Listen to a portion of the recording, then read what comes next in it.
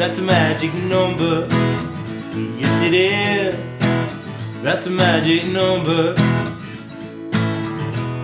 3 is a magic number. It's a cracking song for beginners. It uses just 2 chords, the E major chord and the A major chord, throughout the entire song. For the E major chord, we have an open low E string, second finger, second fret of the A, third finger, second fret of the D, first finger, first fret of the G, and an open B and high E strings.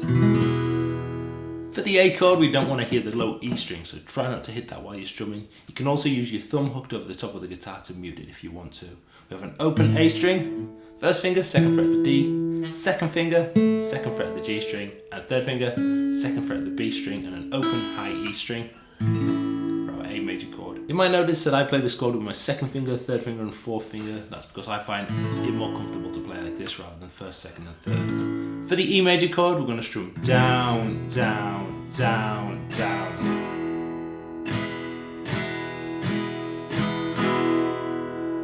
For the A major chord, we're going to strum down, down, down, down, down, down, down, down. So slowly we have E, down, down, down, down, up A, up, down, down, down, up E, down, down, down, up A, up, down, down, down, up, and up to speed.